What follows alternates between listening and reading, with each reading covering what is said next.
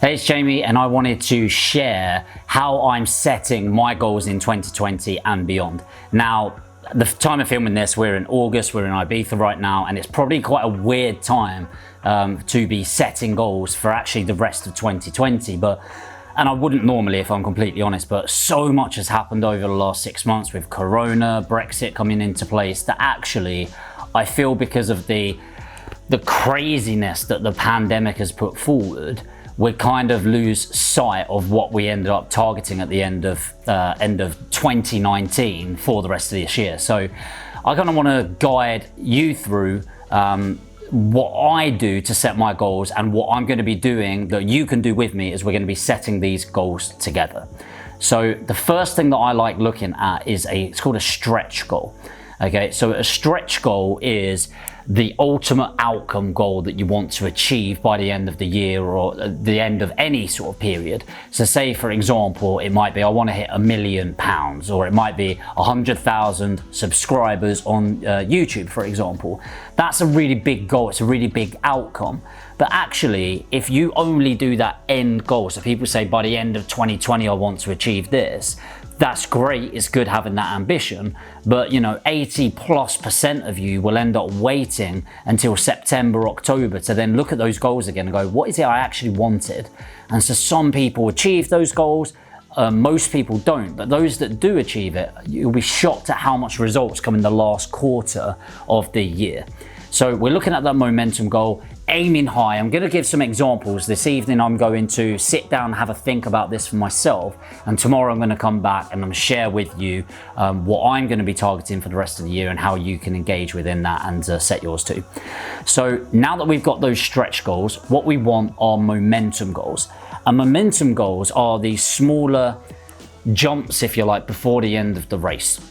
And these are the smaller goals that on the way to the stretch goal, we're building up momentum, we're hitting it one at a time. So for example, it might be my first 100 views on YouTube, my first 100 subscribers.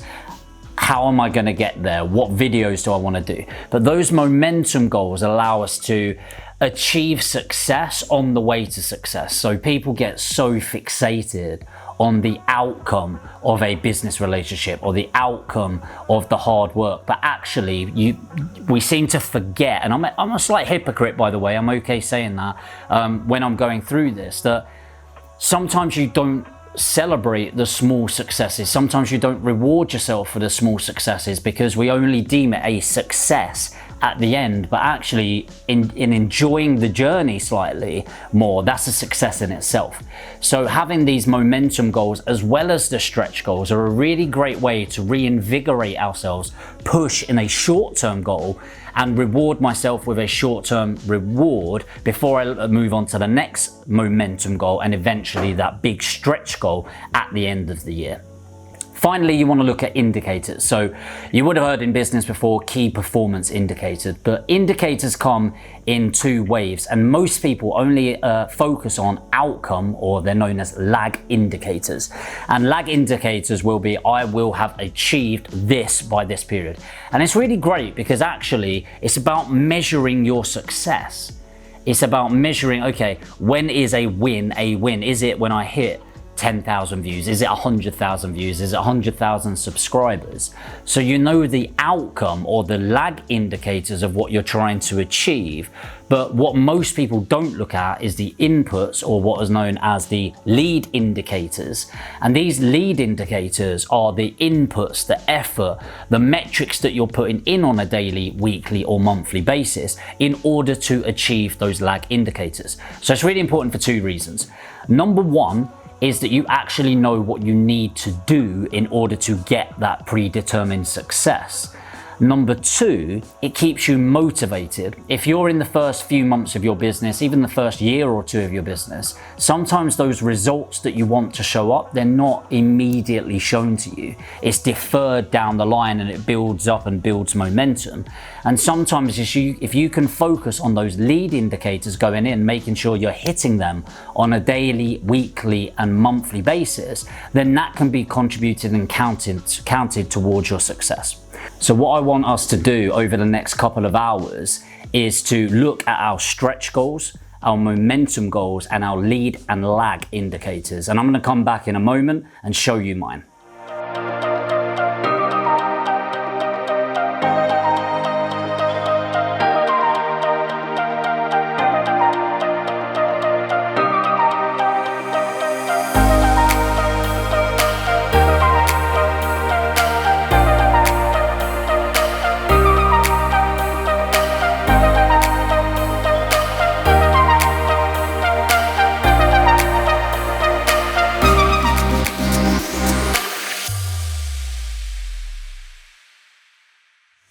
Okay, so just to refresh the 4 stages that we're going through from goal setting, we've got your stretch goals, which are your goals that stretch over a long period of time.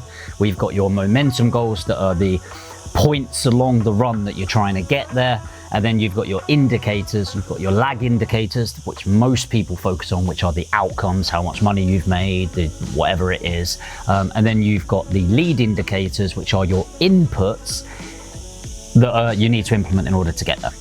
So I've decided to break this into 2. So first of all, I've gone for business. I've selected one of my businesses, which is the education business that I run. There's 2 sides to my education business. One of them is the property investment and property trading education platform that I've got. And then one of them is business, finance, marketing, etc. So we're going to put the marketing, etc. to the side, focus on the business platform. The property platform.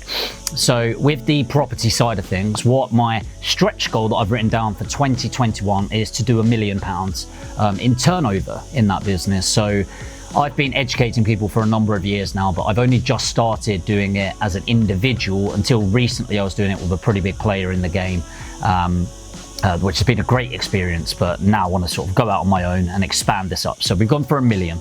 Now, what that breaks down as is I've got 3 levels to my programs. I've got EPTA, which is the entrance to the market. So everyone that's in the second stage needs to have done the first stage to make sure that they are educated in the right way.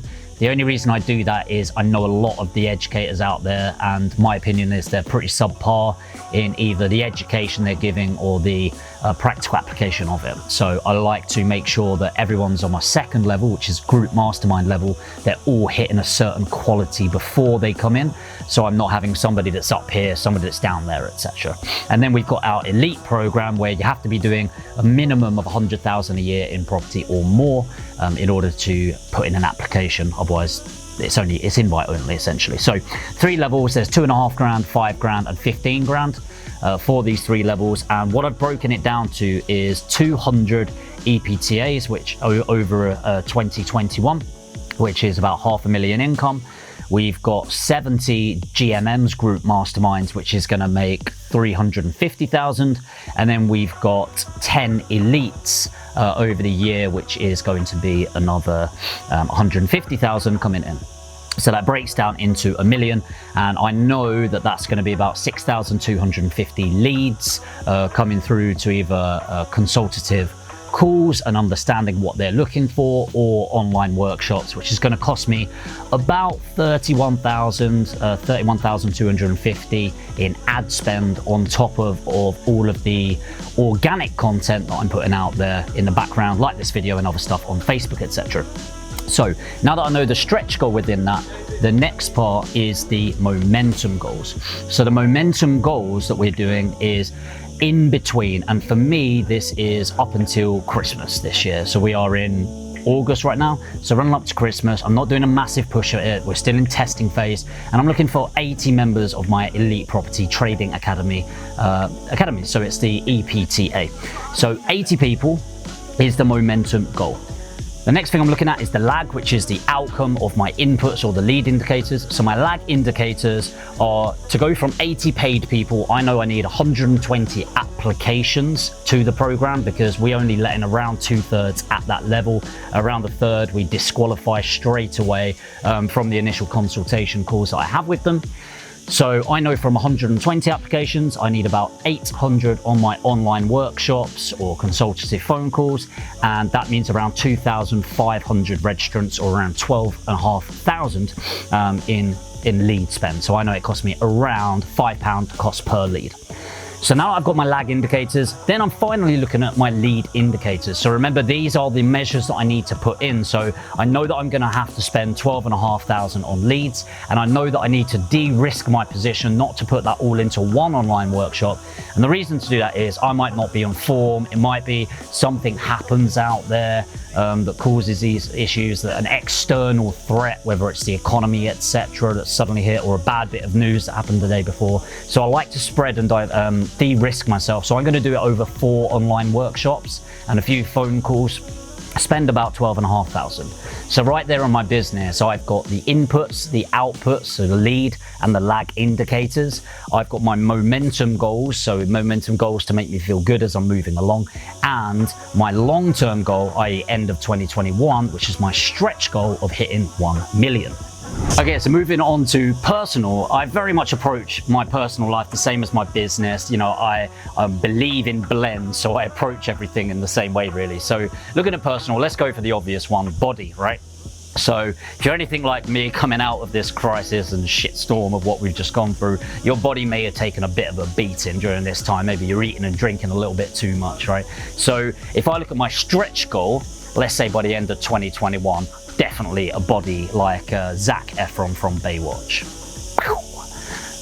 We'll see if that actually happens, but you know. So that's my stretch goal by the end of 2021. But realistically, if I'm going from what I am now, more of like Buddha than Zeus or anything like that, then it's going to take me quite a long time to get there, right?